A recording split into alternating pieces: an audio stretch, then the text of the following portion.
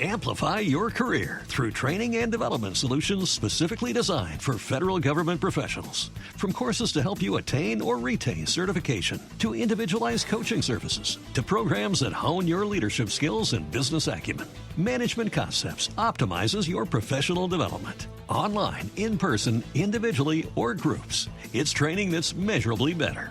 Learn more at managementconcepts.com. That's managementconcepts.com.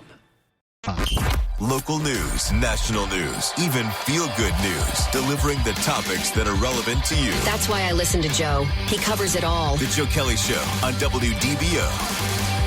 You know what's funny is I never get nervous before the show starts. It's always after the show starts that I get really nervous. Like after the show ended yesterday, I'm like, I need to go run a lap.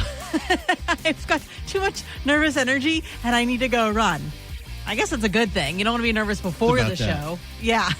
Yeah, he talks about that all the time. Like after he's done with the show, he's just so, full of fire for the 2 hours. But right. You did a great job. Oh, well, thank you very much. Well, hello, everyone. My name is Laurel Lee. I am in for Joe Kelley. Joe's out for a little while, taking care of some health issues, but no worries. He's in good hands and he's in good spirits and he's all right and he'll be back with us in a short order here. But until then, I'm hanging out with you today. And we've got a whole docket of fun things to talk about today.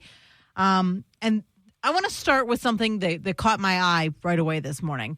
If you don't know, my husband and I have two stepdaughters. I have a 20-year-old and a 14-year-old. And one of the things that we do around my house, it started as kind of a joke, as making fun of my kiddos, as you are allowed to do as a parent.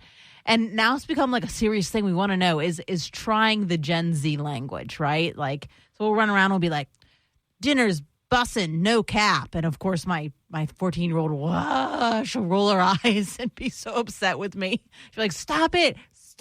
We're embarrassing her, right? So when I saw this article this morning that said dictionary.com adds 566 new words, and then they say, including a few that might leave non-Zoomers scratching their heads. I'm like, oh no.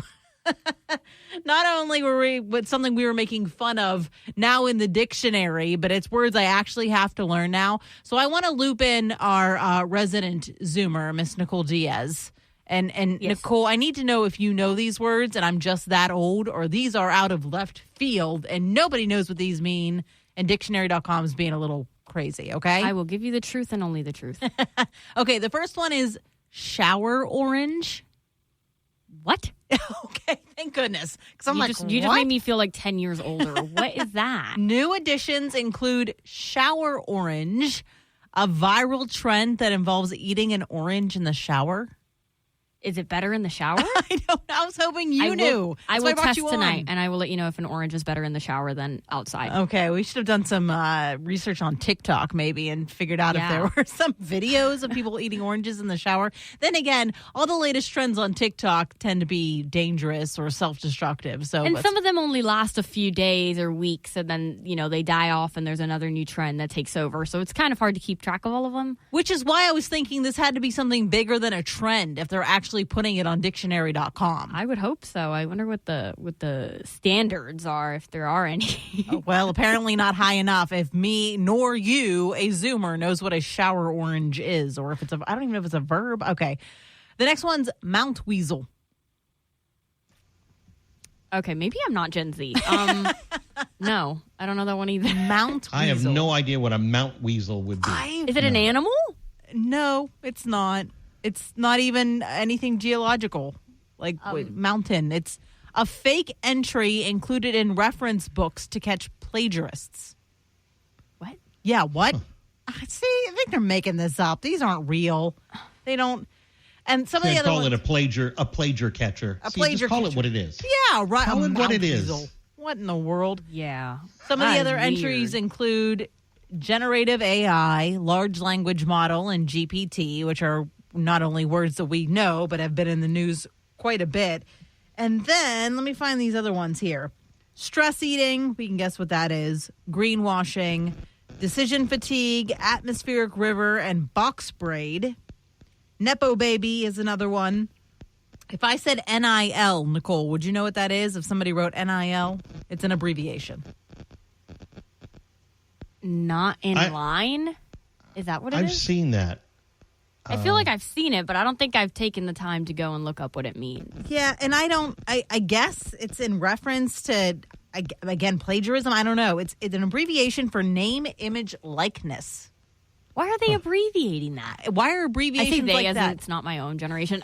Why are we abbreviating that? I don't know. Y'all abbreviate everything. I don't, it's gotten worse than Callie TBH, speaking. SMH, LOL, OMG. Yeah, I don't, but no, because what about sus? You guys say sus. I know sus. That's I use suspicious. sus. You say sus. Yeah. And then something you're not sure of. You're like, that's sus. And you're not sure if that's true. You don't know if that's real, if it's cool. Yeah. And then IDK. Yeah, well, that was around when millennials were around, so that's not a brand new one. I know greenwashing. It's sus. Just that, hey, IDK. But greenwashing was used. Greenwashing was trendy like a while ago. I think like near Earth Day. I remember that being a thing because they were talking about like companies saying that they're environmentally friendly and then they're actually not. They're just printing shirts that have trees and saying they're environmentally friendly. Like it's kind of like that kind of thing. That's what I was guessing it was. Yeah. But I don't another know if it's word really trendy anymore. Right. That they've added is Jawn, JAWN. Any idea? John? Like yawn, but with a with J? a J. Correct. Yes. No, I had no idea either. I guess it was Is it largely, a place? No, it was largely used in Philadelphia to describe, well, just about anything they write. But this guy from dictionary.com said visitors may encounter the term on social media or in entertainment and wonder about its meaning. The example is put some onions on those Johns or they'll be bland. And it's a hard J. It's not a yawn. I don't think so. I'm from Pittsburgh, not from Pennsylvania. I think we might need to get a from Gen Z Philadelphia, from Philadelphia. Yeah. Okay. GIF or GIF? See, we could go through all this, too. Well, honestly, but I guess dictionary.com would say it's a GIF. Okay. And then the other one is, and these are regional, which I don't understand. It's, give me a minute here, Jola Boko Flawed. Jola Boko Flawed. Yeah, what? Wasn't that one featured in the latest Star Wars film? Isn't that? Sounds like it. Does it not? It's actually an Icelandic tradition of gifting books for Christmas. Oh, and I guess why are we using that? Because it's been trending on Instagram. It's a thing that I guess Americans are I don't know. taking I don't up. know if they have Gen Zers working there because just because something was trending on Instagram for a few days doesn't mean it's like a trend. Yeah, that's a good point. It was probably just millennials, Xers, and boomers who were like, is it trending? Has it been trending for 5 days? Right. Let's like, put it in the dictionary. I feel like they're using numbers and not the right ones. Like, no. I thought we were going to have like queen and king in the context of like using it, things not Zoomers with the royal actually family. say. Like, yeah, things that I use, like, or at least I use every day, but I'm also barely a Gen Zer. I feel like I'm right at the cutoff, so... Yeah, well, okay. So the other news they're making is that they've embraced let me just read this to you. For its latest update, the digital dictionary will now use the gender-neutral they or their instead of he or she or his or her in entries where there's no reason to be specific about gender or where the language can be streamlined. In some cases, pronouns will be omitted altogether if they're unnecessary. For example, the definition of folk singer appeared with binary gendered pronouns. A singer who specializes folk songs, usually providing his or her own accompaniment on guitar. Their new version replaces the pronouns with their. And that just sounds like English, but it is a little it is a little politically pushed in that Grant Barrett, who I was referencing before, who's the head of lexicography, dictionary.com. I need the dictionary.com pronunciation of that word. Says they is a signal to readers that any gender identity can be represented in an entry, including non-binary or gender non-conforming. Using they is not only good grammar and fits neatly into what the English language allows, but also fits neatly into accepting and embracing the way more people see themselves.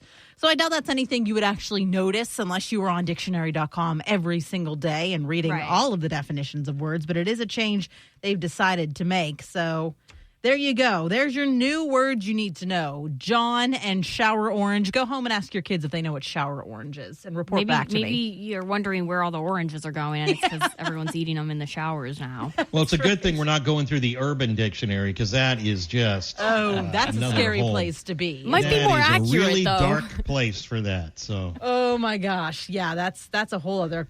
Okay, so.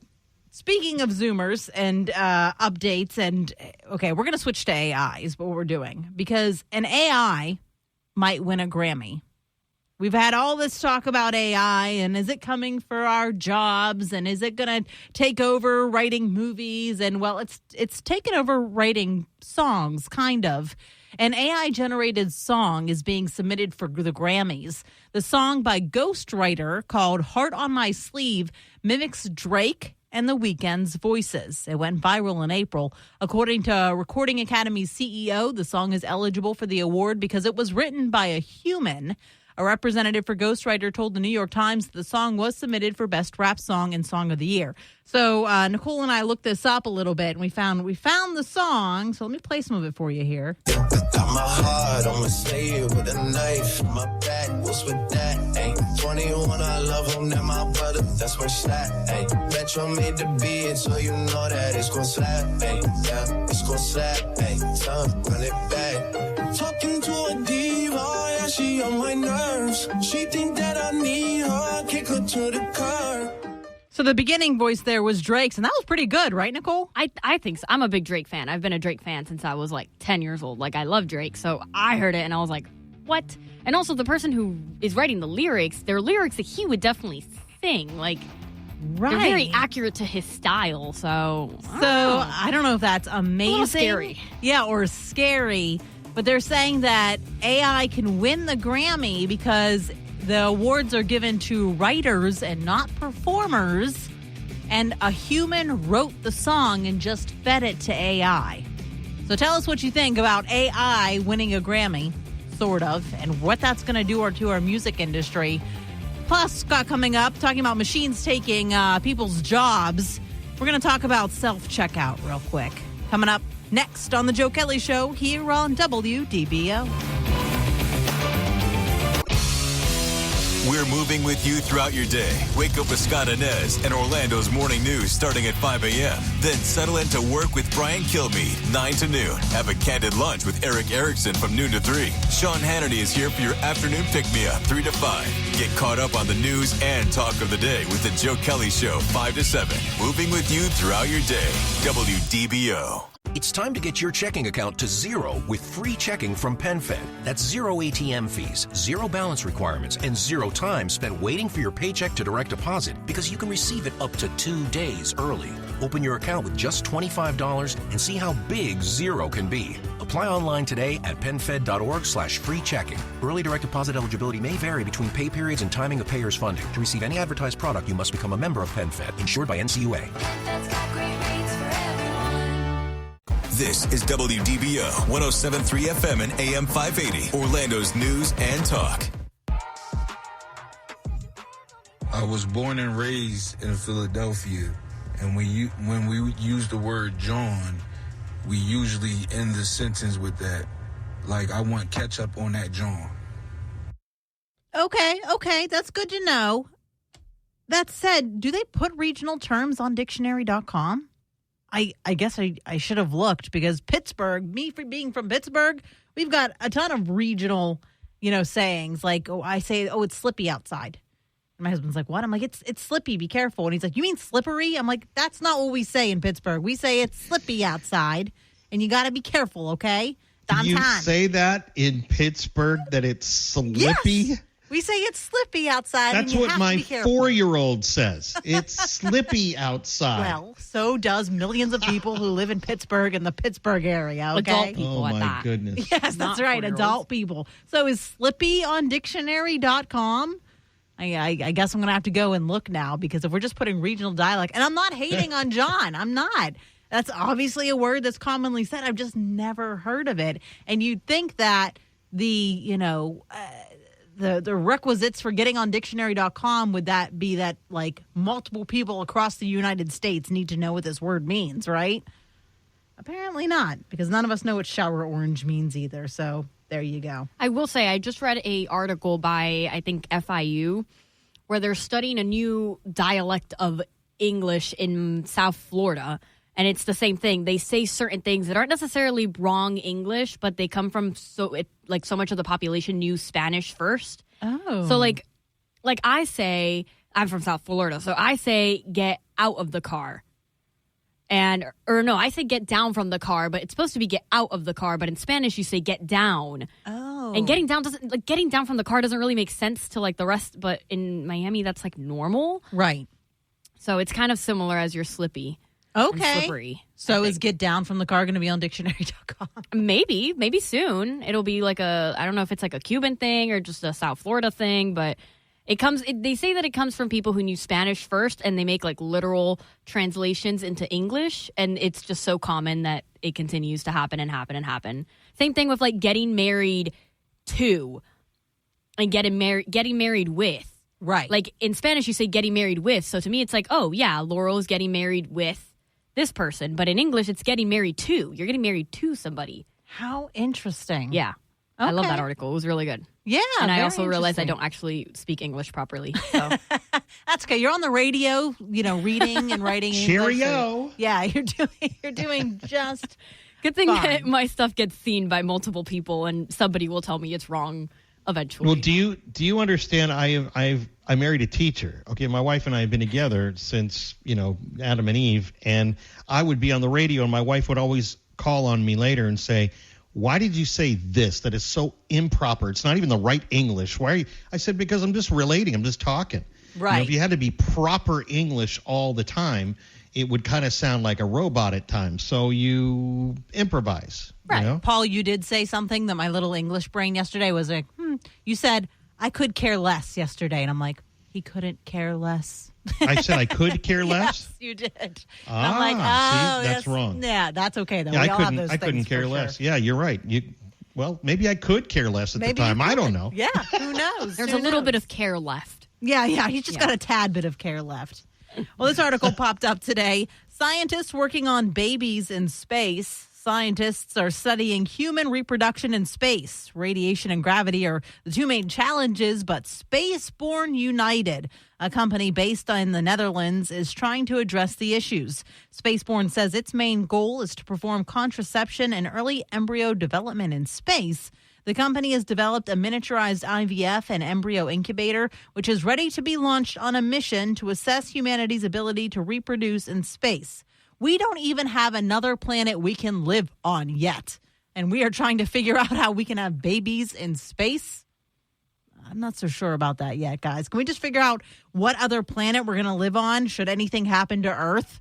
Should we get too hot or too cold? We can actually go and live on Mars. I'm kind of worried about, are we going to get internet connection? This is a very Gen Z thing, but are we going to have internet connection on a different planet? I'm more worried about that before having kids on a different planet. Well, maybe that's what Elon's doing with all his satellites. They say it's for the rest of the world, but maybe it's for Mars, too.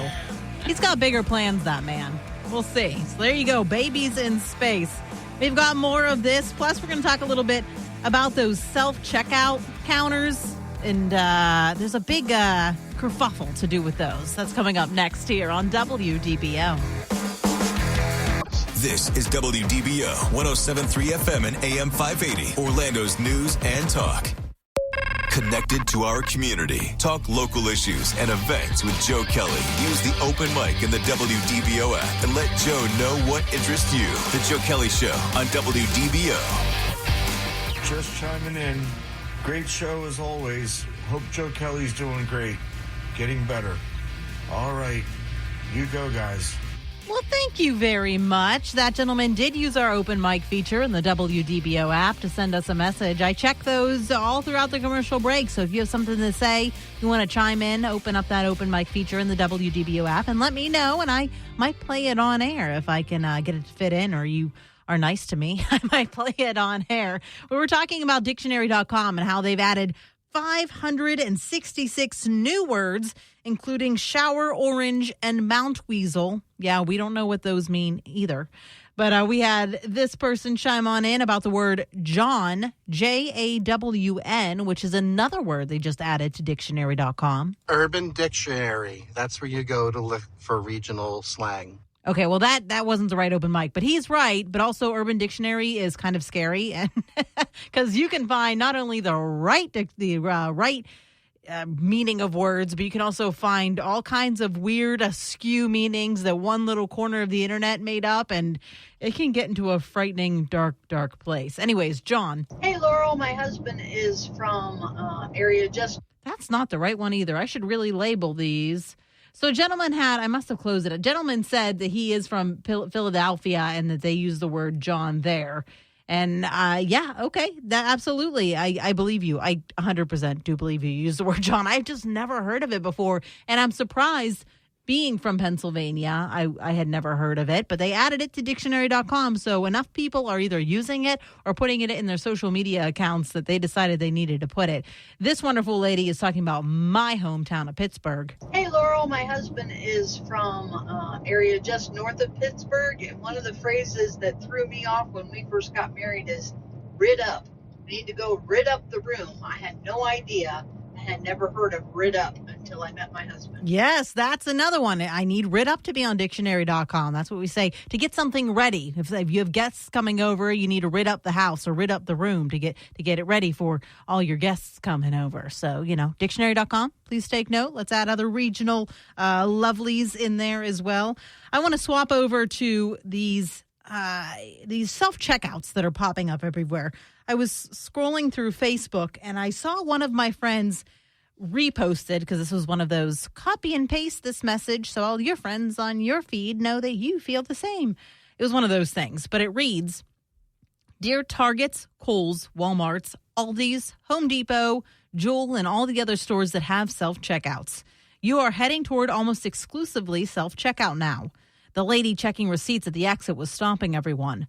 I didn't choose to participate in that nonsense. I had already filled my cart, emptied my cart, scanned the items, refilled my cart, and so I just skipped the exit line and left. I heard her say, excuse me, as I kept walking and raised the receipt above my head, leaving the store.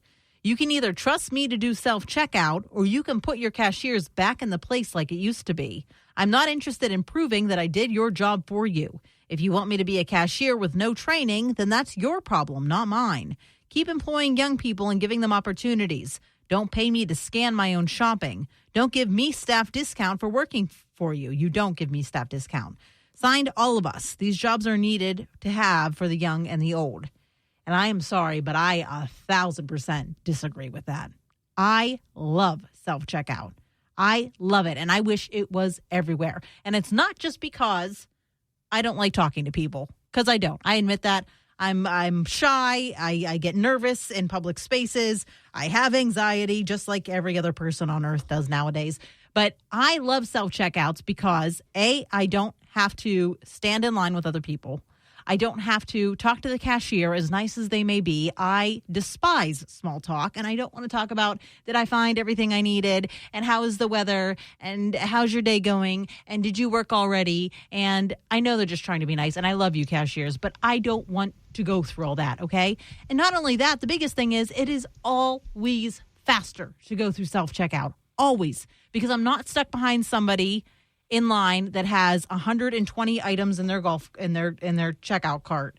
I'm not stuck behind old Betty, who is using a check to pay for her groceries. Somehow she's the last person on earth using a check to pay for her groceries. I'm not stuck behind her. I'm not stuck behind Bob, whose wife forgot an item, and so she went back to the aisle 20 to grab the item, and I get to stand there and look at the back of Bob's head while his wife goes and grabs the item, And I'm not mad at anybody that goes through that, but I like the option. I love the option of self-checkout. And I know a lot of people hate it. I know they think it takes away jobs, like this post said. But you know what? We'll find jobs elsewhere. We'll have more moppers or something. I don't know. I'm not in charge of a store. But don't take away my self-checkout. I like the mix of both. But I don't. Paul, do you use self-checkout, or are you a standing in line person? I use self-checkout most of the time. But, Yeah, I often kind of feel like, I hope they challenge me on the way out. It's like, okay, tell you what, you check my receipt. If everything is right, you give me $100 right now. Yeah, because they didn't check you out because you had to check yourself out. I'm honest all the time, and yes, and because I'm doing your job. Just because one person is there looking at 10 registers, that's 10 people that should be working and not just one. So if I'm doing this job, you have to have trust in me. And most stores they can't even follow you out. They're not even allowed to. You could just stick a whole bottle or a bunch of water on the bottom of your cart and walk right out. They can't stop you. Yeah, and you know what's crazy to me? And again, I love this, so I don't want it to stop. But Walmart has something called Walmart Plus, which is a service you can pay for. And what you can do is take your phone, go through Walmart, grab all of the stuff you want, throw it in your cart, and then in the app, you scan the barcodes, and it has everything in your cart. And then you go to a self-checkout register. You scan the QR code with your phone, and it grabs everything that was in your cart. You pay in the self-checkout register, but you don't have to scan individually your items again. You've already done that with your phone.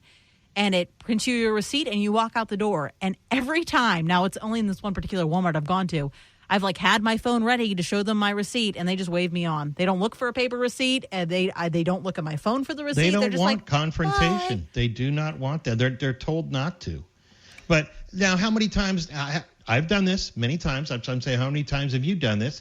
How many times have I've put a whole case of water or sodas underneath the cart, got all the way out to my car and went, oh my gosh, I didn't even pay for that. And I walk all the way back and I pay for it. Oh, absolutely. A lot of people that I have talked to said, at that point, it's going in and I'm gone. I don't care. I'm not going to do, but because they're not allowed to stop you. That's why so many people walk out of places like that and just start loading up their car because no one's going to say anything to them. Yeah, and I don't like creating opportunities for dishonest people. I certainly don't.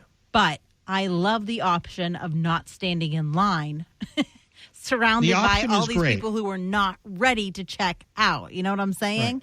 And so for all these people that are get out of here with your self-checkouts. I'll never use self-checkouts. Don't you ever use self-checkouts. But why?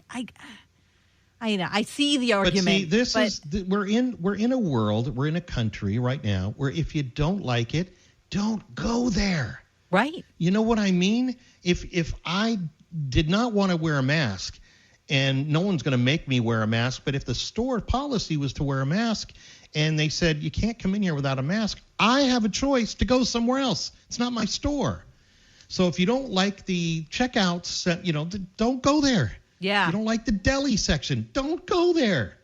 Your choice. Karen says on our online chat, which, by the way, you can join our Facebook Live streaming if you go to WDBO.com or WDBO's Facebook, I should say. We're streaming there live now. You can see my face. You can see Paul's face. And we have all kinds of conversations off air when we're in commercial break on air, and you can come join our community there. But Karen says they do mobile pay at Disney, and you're right, Karen, and I love it. I love that I can walk through Disney's shop and I can stand there and scan stuff on my phone like you do with Walmart Plus, and I can not stand in that long line of tourists, bless them, but I don't want to stand around them in the long line of tourists to pay for my one stuffy or my one Spirit jersey or whatever I want.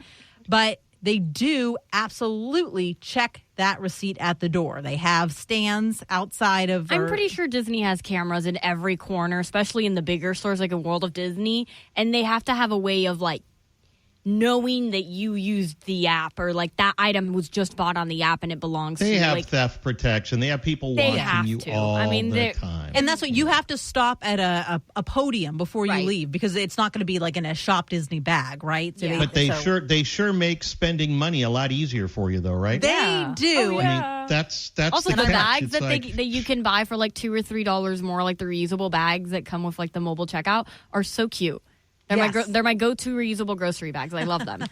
And Sam's Club does the same thing. And Sam's Club, I get spared that entire long line when 3 self-checkouts are broken and only one is open. And then Sam's Club, you just walk right out and somebody will scan 2 or 3 of your items. Using that QR code. And that's what I think is needed, is that, Disney absolutely makes sure that you've paid for those items before you leave their mobile checkout stores, or just the normal stores, because they have both in a lot of the stores. But so does Sam's Club. But I guess the complaint against self-checkout registers are, I'm not getting paid to do this job, so why do I have to do it? Well, then don't. Stand in line. Just let me have my self-checkouts and stop ranting against them. Leave me alone and leave my self-checkouts alone, okay? That's what I have to say about that. We've got a lot more coming up here on The Joe Kelley Show. I'm Laurel Lee in for Joe Kelley. More next here on WDBO. The Joe Kelley Show on WDBO. The Joe Kelley Show on WDBO. Insightful. You tell the truth from your point of view. Entertaining. Man, that guy is a lot taller than he sounds on the radio. And engaging. When we hear you on the radio, it's a good thing. The Joe Kelley Show on WDBO. And I know what you mean about having both the cashiers and the self-checkout. I do like self-checkout, but you keep going on about how you don't wait in line at self-checkout. I've never been to an Aldi or a Walmart or a Target where I'm not waiting in line even to do self-checkout. So I don't know where you go that you think it's faster. I stand in line either way. Thank you for that open mic using our WDBO app. I guess I should be clearer. I absolutely do stand in line for self-checkout. It's just I don't stand in the line as long. Maybe because I haven't been to a place where there's only been one self-checkout working. I think of a Target where they tend to have, 10 self-checkouts or the Publix I go to recently just got like 8 self-checkouts. And so they're getting 8 people done at once. I should say at once, but you know what I mean, at a time as a group, or 10 as a group. So those lines, at least in my experience, have gone a whole of a heck lot faster than me standing with one single registered person, again, with behind somebody that has a cart full of groceries. So no, I am standing in line, 100%. I'm totally standing in line. It's just faster, at least in my experience. Hey, Laurel, the problem is they're going to go to self-checkout only. And depending on what I'm buying, I want to wait in line. If I'm buying spray paint, if I'm buying ammo, if I'm buying Drano, I want to stand in line because otherwise I'm going to sit there at the self-checkout and then they got to come over and verify my age and that little red flashy light's going to be blinking and you're there forever because there are no employees in the store for the most part. Agreed, too. That's why I'm just saying, let me have the choice. I'm just seeing a lot of people ranting against the self-checkouts. Don't ever use them. They're awful. Just leave them alone. Let me have my choice, all right? That's all I'm saying. Whole second hour of the Joe Kelley Show is coming up right here on WDBO. The Joe Kelley Show on WDBO. Now, WDBO 107.3 FM and AM 580. Triple Team Traffic. Still dealing with a multi-vehicle wreck, 417 southbound near the Boggy Creek Toll Plaza. I-4 westbound remains jammed up through downtown, and then looks like from the Turnpike all the way down to 535, got a couple of wrecks, one of them at the 528. That one is also causing a big backup on 528 westbound as you're headed toward I-4. And then again, as you make that turn down toward Disney and then into Champions Gate, it's a very busy afternoon on I-4 for you. ProTech Air Conditioning and Plumbing Service for honesty, integrity, and 100% customer satisfaction. Call ProTech 407-291-1644 or visit ProTechAC.com. From the WDBO Triple Team Traffic Center, I'm Paul Cross. This is WDBO 107.3 FM and AM 580, Orlando's news and talk. Breaking news to lively debates, covering the issues that matter to you. I make it a point to listen to Joe Kelley when I need to fully understand what's happening in the news. Now, the Joe Kelley Show on Orlando's news and talk, WDBO. Well, thank you for listening to the Joe Kelley Show and joining us on this beautiful Wednesday. My name is Laurel Lee. I am in for Joe Kelley today. Joe will be back with us very, very soon. He's just out getting some medical procedures done, but he's in good health. And if you want to see any of the updates on him, you can go to all of his socials or Talk Radio Joe, Joe Kelley or Talk Radio Joe. And he's keeping you updated there on his health issues. But like I said, he's in good hands. He's in good health, and he'll be back with us very, very soon. We have a whole plate of good news cookies to eat today. And I saw... I'm going to read you this article because it moves into something else I saw, which I thought was an interesting discussion. Publix Us Floridians, we love our Publix, don't we? Publix has been named to Newsweek's 2024 America's Best Customer Service list. The chain ranked number 1 in the supermarket category for the 6th year in a row. Newsweek determined the list based on more than 30,000 U.S. customers surveyed on how likely they would be to recommend companies to friends and family in their evaluation. So that reminded me of a discussion I saw on Reddit. And the discussion on Reddit was, what brand are you loyal to and why? And at first I'm like, I don't think I'm loyal to any brand. And then I saw that. I'm like, okay, I think Publix I'm loyal to. You give me the option between a Kroger's and an Aldi's and a Walmart and a Publix, I'm going into the Publix first and foremost. But then I saw some of these other people talking about brands they're loyal to. The number 1 everybody was talking about was Scrub Daddy, the sponges, Scrub Daddy. Have you used the Scrub Daddy before, Paul? No, I've never even. I haven't heard of Scrub Daddy. They're the smiley face sponges. I am going to bring you guys some because I have like a Costco size bag of them at home. And I love that's the number 1 brand of loyalty? At least in this particular discussion. It wasn't like an official poll or anything. I believe that. But I refuse to use anything that's not a Scrub Daddy there are or a people Scrub that Mommy. I know. Because there are Scrub Mommies. Scrub Mommy, too? Yes. Yes. Mama that one's bear, better for like pots Daddy and pans. bear, baby bear. It's just depending on the size, I guess. Starbucks to me would probably be a number 1 brand that people just say I can't drink any other coffee but that. That's the only thing I can ever do. Yeah, Starbucks. I would think that would be a strong brand that would That's be loyal. That's a good one. But I would say that too. Except I do love me some Foxtail coffee. Shout out to Foxtail coffee. I love some Foxtail coffee. Okay, Nicole, explain to me what is with Scrub Daddies. They're so good. Is she with us? I don't know. Sorry, Little Miss repeat Costco-sized box of Scrub Daddies. Why are they so good? You're good. I'm so deep into Shower Orange TikTok right now. Oh my gosh, you're doing research for us. research. Thank I you. think it's more of a healthy thing, but yes, okay. sorry. What did you ask me? Why are Scrub Daddies such a thing that they have this cult-like following?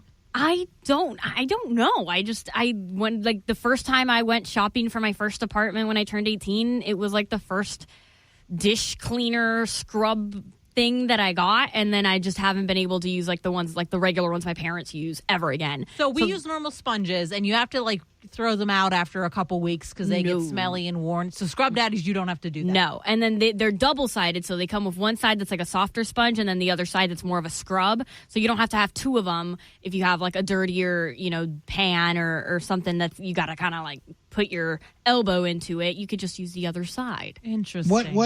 What are they made of that you don't ever have to, quote unquote, clean them or rid them of any kind of bacteria like the other sponges? Well, sometimes when let's say you have like a pot of like salsa that's like dried up, and then you run the sponge through it, even though you put it under the water, it doesn't fully come out. Like it's still like stained. The Scrub Mommy and Scrub Daddy don't do that. You rinse them and all of it comes out. It never gets stained with anything. Really? Apparently this was a Shark Tank product. So yes, I'm sure if we want to know the official pitch, I could find the episode of Shark Tank. They have a million products now. I mean, they have like a like some kind of paste that you can use that gets like rust out of pots and pans. They have one that's like a plastic holder for the Scrub Daddy, so you can hold the Scrub Daddy, but then you also fill it with soap, and it dispenses soap at the same time. Oh. They have a million products now. I like the Scrub Mommy specifically a little more. Okay. But sometimes that's out of stock, and I have to use the Scrub Daddy, which is also okay. They're not like super like double the price of like a normal like scrub or whatever. What you're saying is reflecting. For more on the Scrub Daddy infomercial here. This is reflecting what they were saying, though. I literally had to scroll through like half the page to get away from Scrub Daddy talk and find other brands that people were loyal to. The next biggest one was Costco, much for the same reason the Publix seems to be loved, according to Newsweek, is that the customer service at Costco is apparently just outstanding. There's not a Costco in my area yet. They are building one. I've only ever gone to Sam's and BJ's, but warehouses, I see Costco has a big following. In the same realm as dish cleaning, Dawn, somebody said. And that was the first one I'm like, okay, maybe I am loyal to something because we only ever get Dawn dish soap in my house. Yep. I mean, that cleans out. It gets out stuff in your clothes. If it gets oil out of Duckies, it can get anything off of my plates and darn pots and pans. straight. And then, of course, the Dawn, the one in the sprayer, everybody's like obsessed with. Yep. Yeah, that's a big thing. Q-tips was one. You know, Q-tips is a brand. Any other cotton swab. Somebody's like, I found the other cotton swabs are inferior. Q-tips are like the only Vaseline. one I'll use. Vaseline is a brand. Or it's Kleenex. Petroleum jelly or Band-Aid. Yeah. Or I have to Kleenex. disagree with that one because Q-tips are like double the price of like Target brand, and I'm just not willing to give $7 for a box of Q-tips. Have you versus compared 3 or them though? 4. Because half the time they like the other brands unravel, or there's like not enough cotton, or I haven't experienced that. I use like the up and up like Target brand ones, and they work just as fine. Okay. So I don't know. Maybe it's just me. Somebody said Lego, which I feel like isn't fair because I know there are like some Lego knockoffs, but Lego's really building blocks. Yeah, Lego's really the only thing in its category, I feel. Yeah. Here's the other big one that I'm like, and going back to my Pittsburgh roots, I know I keep mentioning it, but Heinz ketchup. You show me Hunt's, I will toss it out the window. Don't you give me Hunt's ketchup. That is, my daughter brought that home because she was having her like birthday party at our house, and I said, "What? You're kicked out. You're not. That is not allowed in my house. Heinz is only allowed in my house." So I am loyal to that brand for sure. You're living the life there, Laurel, because I'm doing like great value this and that. Yeah, and I'm big on store brand names. I'm not gonna lie. I know I'm not a snob. I will buy generic, but Heinz it's not the same. It is by far the superior ketchup. I know there was like an issue. Which one do the theme parks use? I know there was like a switch recently, and like the ketchup that Disney was using. And some people were like, "Oh, this is horrible ketchup," and I was like, I want to say it was contracted, so whatever they're contracted to do. Yeah, you know, I want to Coke, say it was Pepsi, Heinz whatever. to Hunt's or something like that. Yeah, I cannot tell you the difference between all those ketchups. I mean, they go on my burger.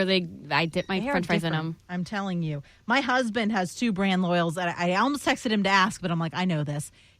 When he was a kid, he used to sell Cutco knives, and so if you give him a knife that's not a Cutco knife, he'll be like, what is this garbage? I only use Cutco knives. And I'm like, okay. So shout out to anybody that has Cutco knives.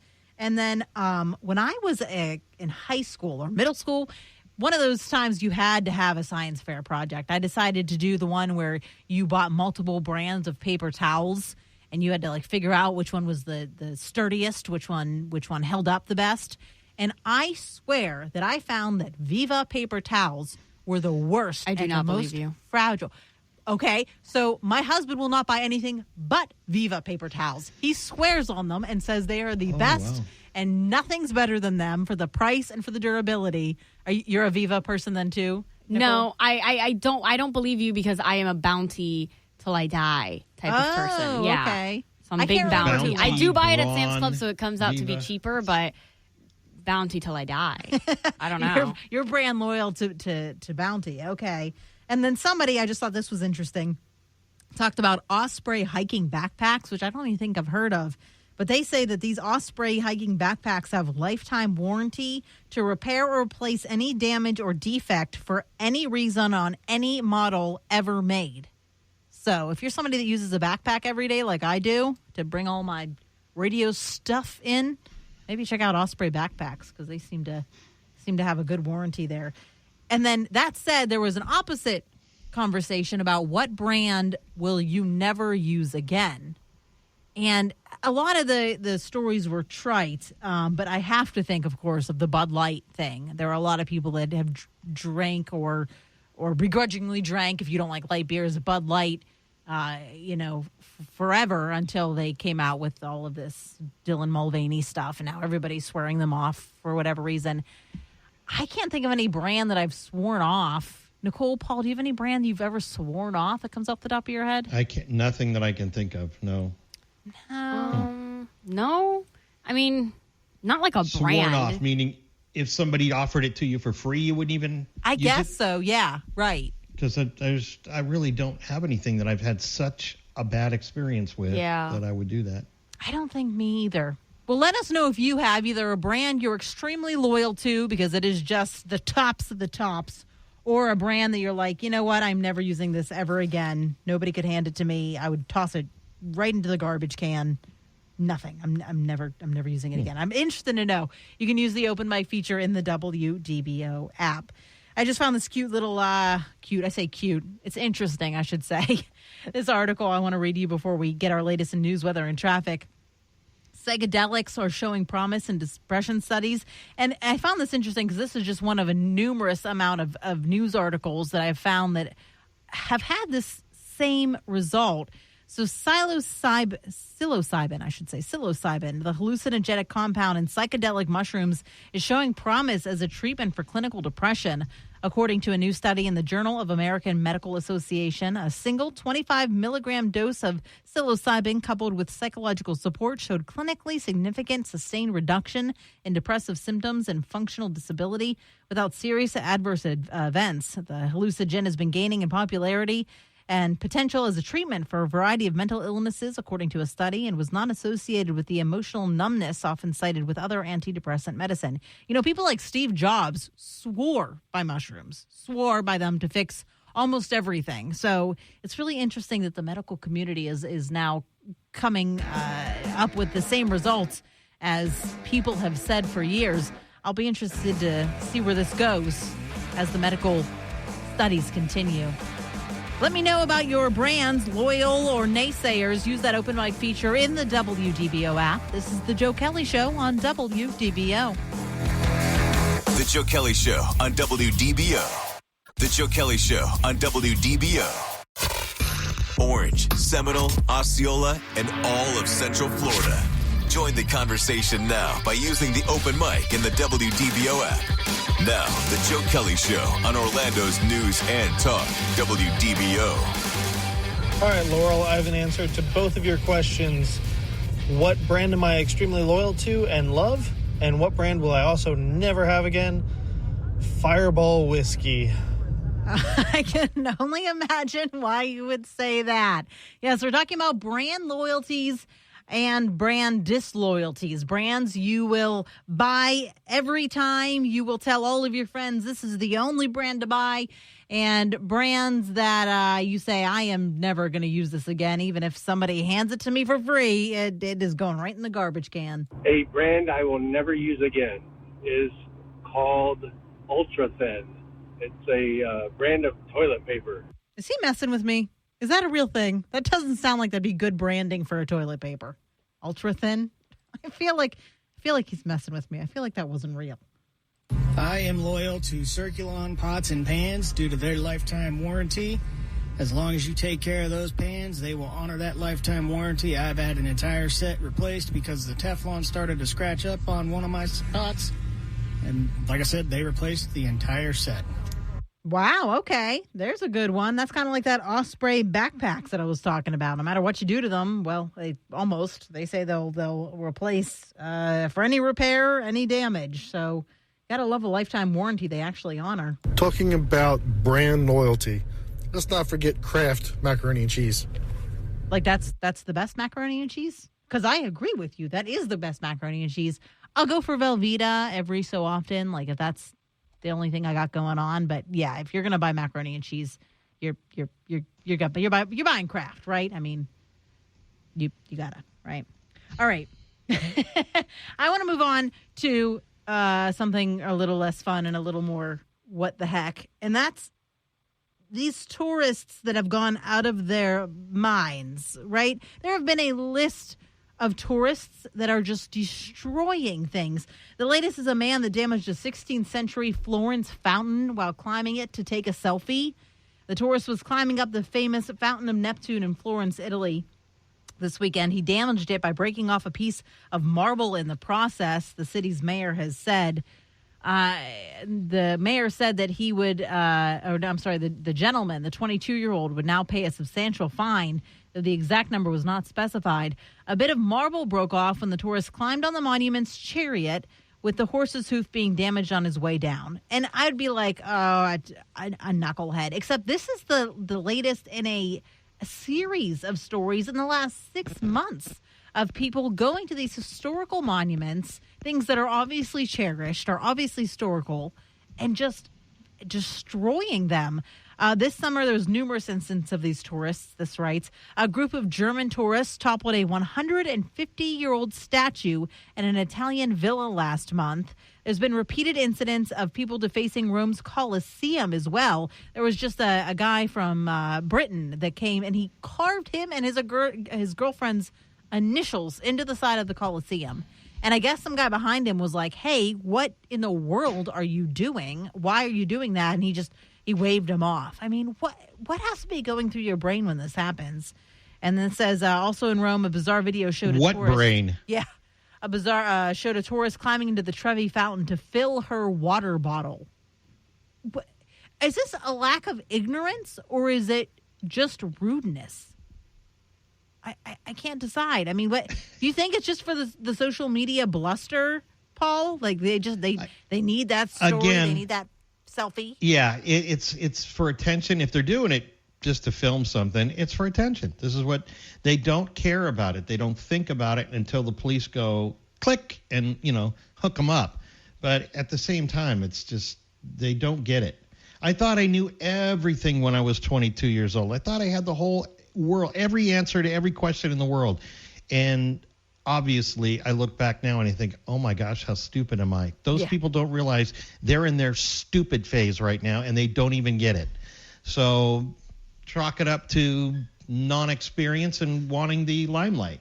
These events caused Italy's tourism minister to describe misbehaving tourists as vandals, who he said had no respect for the country's cultural heritage. And we wonder why there are more fences up, why there are more security up than ever, why you can't even get close to the Mona Lisa. If you ever go to visit her, you'll know that there's a huge crowd of a bajillion plus a big, long roped line around the tiny little portrait. And it's because people like this decide that their social media, their internet fame is more important than something hundreds or thousands of years old and of historical relevance. It's all about relevance. the money. It really, really is. It's 6:30 here. We've got more of the Joe Kelley Show coming up next on WDBO. This is WDBO 107.3 FM and AM 580, Orlando's news and talk. Talk and discussion on the latest breaking national news. Crude oil prices continue to fall. Local news. You're not going to have Disney have its own government in Central Florida. And stories. The number of COVID-19 Use the infections. open mic in the WDBO app and let your voice be heard on the Joe Kelley Show. Brands to live by are Hellman's mayonnaise, Heinz ketchup, French's mustard, gold medal flour. Something that you never want to use is anything made by Hunt's and Scott's toilet paper. Thank you. I agree with you on a lot of that. We're talking brands that you live by and brands you would never, ever pick up ever again. This lady disagrees with both me and you, Open Micer, a little bit. Here's my brand loyalties. Peanut butter. I know everybody's specific about their peanut butter, but I will only use Peter Pan peanut butter and mayonnaise. Kraft changed it years ago. I used to use Kraft, but now I only touch Duke. And if you make something with Hellman's, I will spit it out of my mouth. It's awful.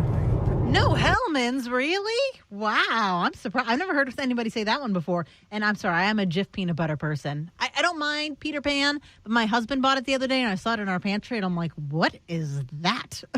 Chunky or smooth? I like both. Really? Yeah, I'll do. You don't do chunky peanut butter? No, I could do both. Doesn't matter. But I mean, it's just a matter of, I know the chunky, you try to put that on bread, it just tears the heck out of it. It's like Captain Crunch to the roof of your mouth, you know? It makes the Tears sandwich it more up. interesting, though. I don't know. Yeah, I guess so, yeah. Beth says Tupperware for me. You're 57, a few pieces left of my mother's, and they did replace them 40-year plus. Oh, wow, that's great. Tupperware. That's one, too, I hear often. Tupperware. So you go. Brands to live by, brands to die by. We all have them, and I think that is just awesome and adorable that we've all on our little flagships for each brand that we use.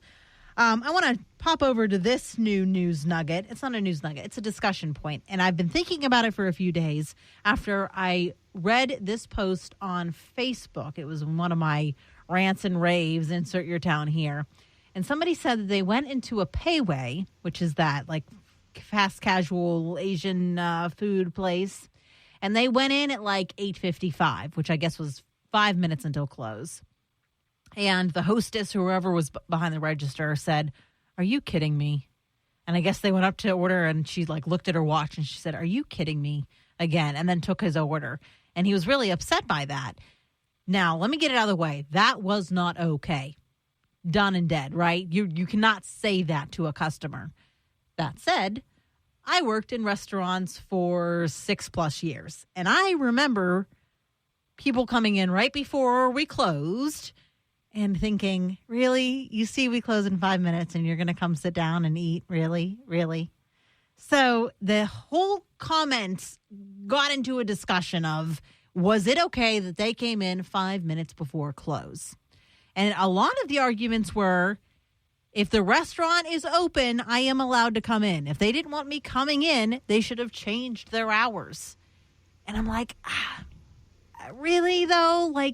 And then the conversation morphed into, is it different for something fast casual? Think Chipotle, think Payway, think Panda Express, versus sitting down at a restaurant. Because I can see how at a fast casual, it should be a little less of a big deal, right? You're there. They're probably not going to sit or camp, as we like to say in the restaurant biz. Camp meaning you're sitting at your table and you're just chitty-chatting and you're not actively ordering. You're just taking up the table when other people could be sitting there. They're not typically going to camp at a fast casual restaurant. In fact, probably it's to go. Well, at a sit-down restaurant, you're going to be there for an hour. I remember being a server, and I would have these tables come in 10 minutes before close, and they would order something like a steak. A steak takes a hot minute, right? I worked at Olive Garden, and if you ordered pasta, the cooks could throw it in the pot, throw it on to sauce, throw it on your plate, and get it out. A steak is going to take 10-something minutes to cook, right? It's going to take a lot longer. And it was always the people that would come in right before we closed would order steaks, they would order cocktails, they would order whatever, right? And so me as the server, I have to go back to the cooks and being like, hey, guys. And the cooks would get mad at me. And I'm like, I didn't order this. Don't be mad at me.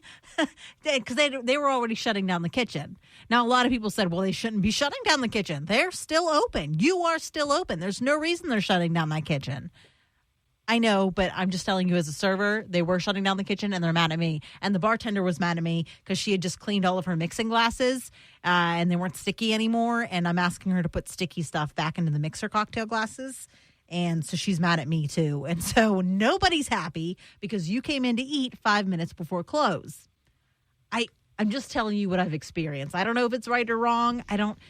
Paul, do you think there's a difference between sitting down and fast casual, or is it wrong across the board to come in 5 minutes before an eatery's closing and try to work? All I know is common sense tells me that, number one, you don't mess with anybody who prepares and serves you food. Mm-hmm. And if there's already a negativity thing and you're trying to talk yourself into something where somebody's going, look, the kitchen, it closes in 5 minutes. So sorry about that. But if they're going to give me pushback and trouble, why am I going to insist on that person making me and bringing me food?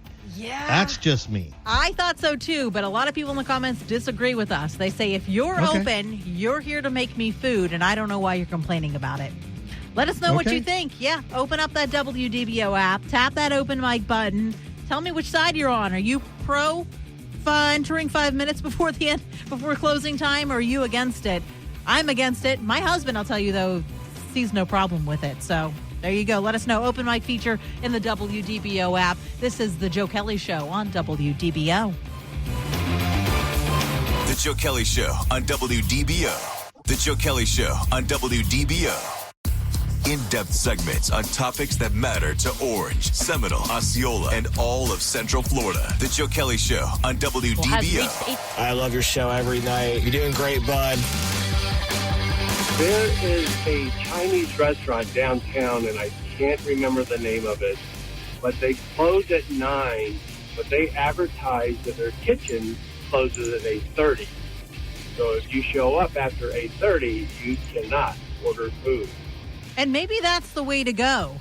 We're talking about whether it is okay to show up at eateries 5 minutes before closing time. And I was asking if there's a difference between fast casual, like going into a Chipotle or a Pei Wei or a Panda Express 5 minutes before closing versus going to a sit-down restaurant. Is it okay for a fast casual? I know I would probably feel more comfortable doing it at a fast casual restaurant than doing it at a sit-down. I would probably never, ever, ever, ever do it at a sit-down restaurant, but only because I've been a server in the past, and I know what the servers are thinking. If you come and sit down 5 minutes before close and you're at a sit-down restaurant, this guy has an idea. This is why Publix is number one.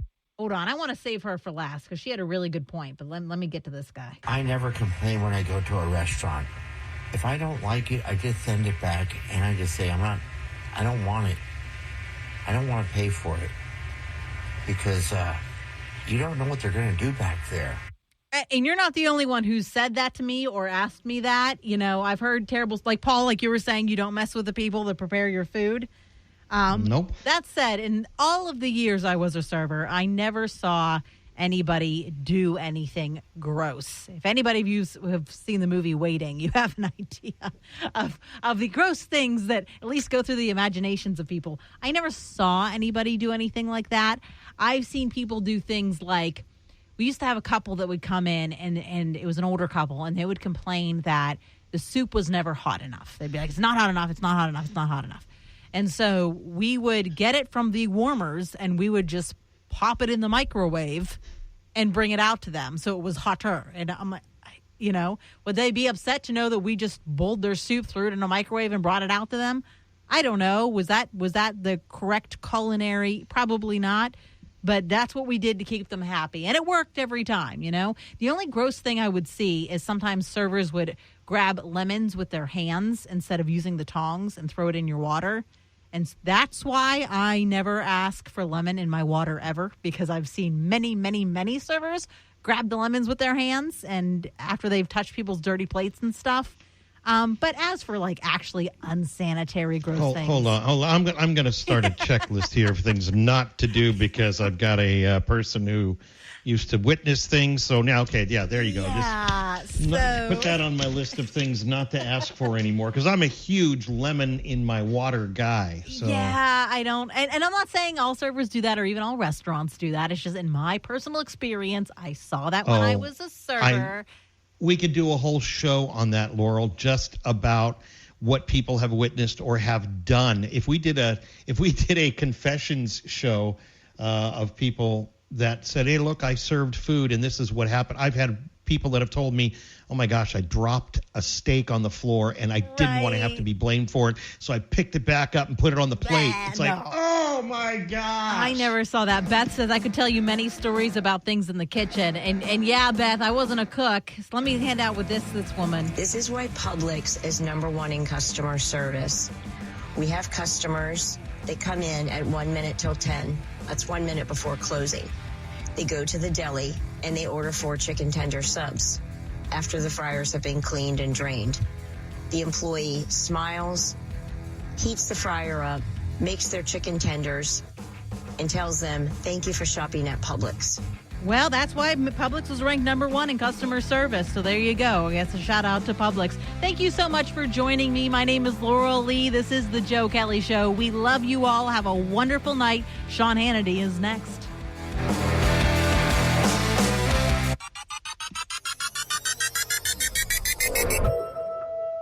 It's time to get your checking account to zero with free checking from PenFed. That's zero ATM fees, zero balance requirements, and zero time spent waiting for your paycheck to direct deposit because you can receive it up to 2 days early. Open your account with just $25 and see how big zero can be. Apply online today at PenFed.org/free checking. Early direct deposit eligibility may vary between pay periods and timing of payers' funding. To receive any advertised product, you must become a member of PenFed, insured by NCUA.